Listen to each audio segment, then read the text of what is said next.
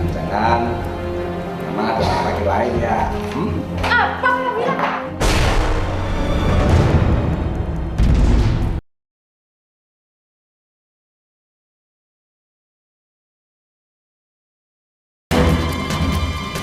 Tapi dituduh seperti itu bukan bikin ibu sadar. Dia malah balik sewot. Ibu nggak?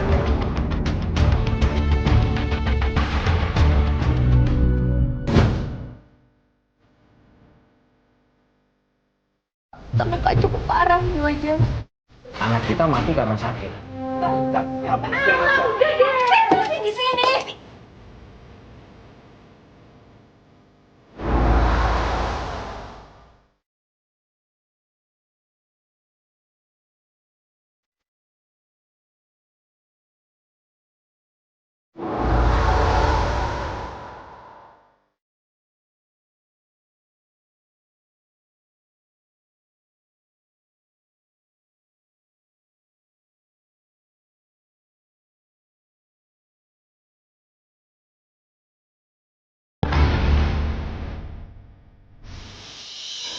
Aku heran di sini aku bisa cerita tentang semua yang aku alami.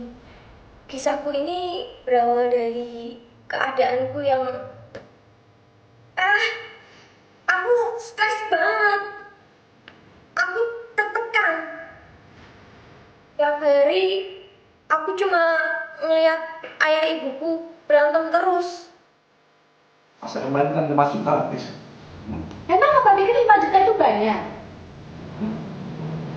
Mama itu terlalu jahat sekali. Ya apaan? Jangan-jangan memang ada laki lain ya? Apa kamu bilang?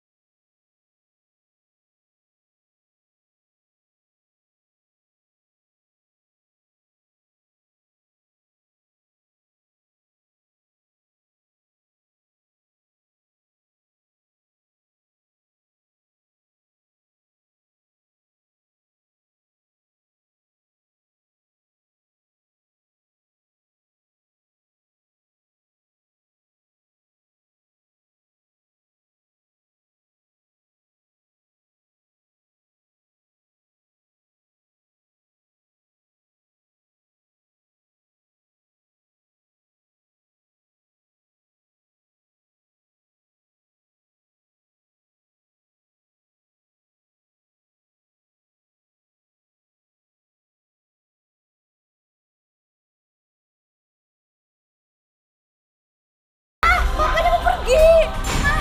Papa, biar aku pergi sana. Papa, Papa jangan pergi, Pak.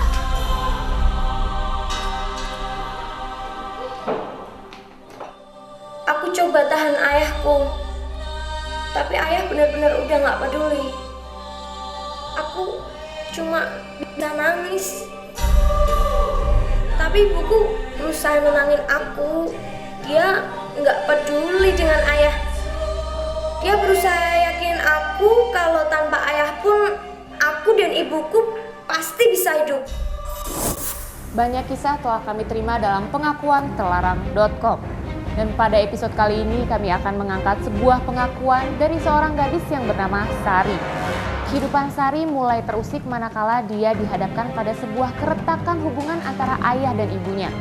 Bukan hanya kebahagiaannya yang hilang, Sari pun dihadapkan pada sebuah kenyataan bahwa kehidupannya semakin terancam. Sebagai imbasnya, masa depan Sarilah yang menjadi taruhannya. Seperti apakah kisah Sari? Kita akan ikuti penuturannya hanya di pengakuan terlarang.com. Sampai suatu hari ada seseorang datang ke rumahku. Waktu itu dia cari ayahku. Permisi. Tapi lo kata semua orang banget. Saya kesini mau menagih hutang.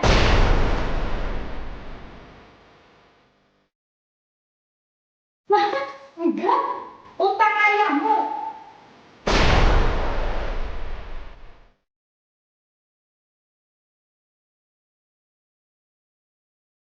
sih?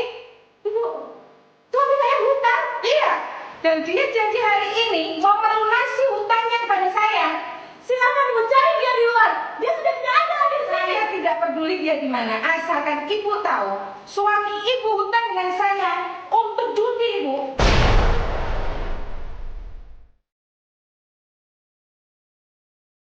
Di situ aku tahu kalau selama ini ayahku tuh sering main judi dan berhutang. Saya tidak mau tahu, Bu. Yang hutang suami saya, bukan saya. Saya tidak peduli. Ibu kan istrinya. Harusnya ibu bertanggung jawab dengan masalah suaminya. Saya tidak mau tahu. Jangan-jangan ibu yang nipu saya ya? Ngomong yang benar kamu ya. Kamu angkat seperti itu kamu. Sebentar.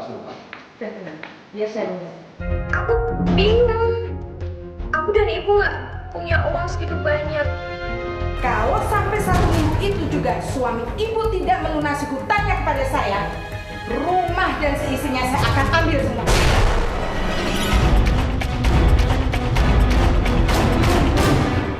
Aku berusaha minta waktu sama orang itu, tapi orang itu nggak mau peduli.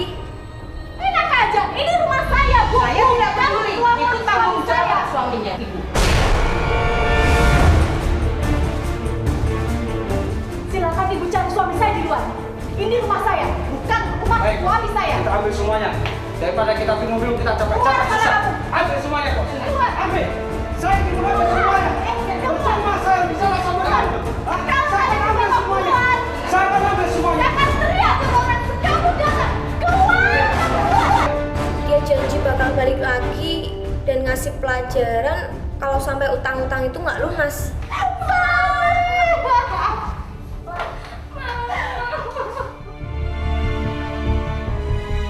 Tapi kenyataannya bukan cuma itu aja yang bikin aku dan ibuku tertekan.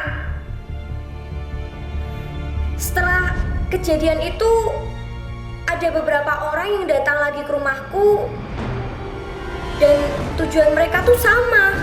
Permisi, Bu. Ya. Bapak ada? Bapaknya nggak ada tuh. Ada apa ya? Saya kesini mau nagih, Bu. Suami ibu hutang sama saya 10 juta dan sudah 6 bulan.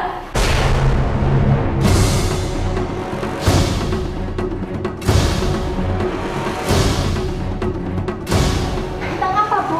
Saya nggak pernah tahu itu, Bu. Apa ya? Saya nggak pernah cerita. Ya hutang uang dong, Bu. Sudah 6 bulan, 10 juta. Apa ibu masih 10 juta? 10 juta. 10 juta.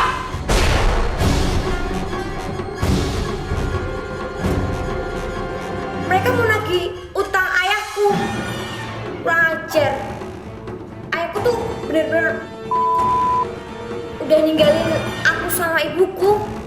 Dan dia sekarang malah ninggalin utang-utangnya sama keluarganya. Bu, suami saya tuh nggak pernah cerita saya punya hutang. Mah,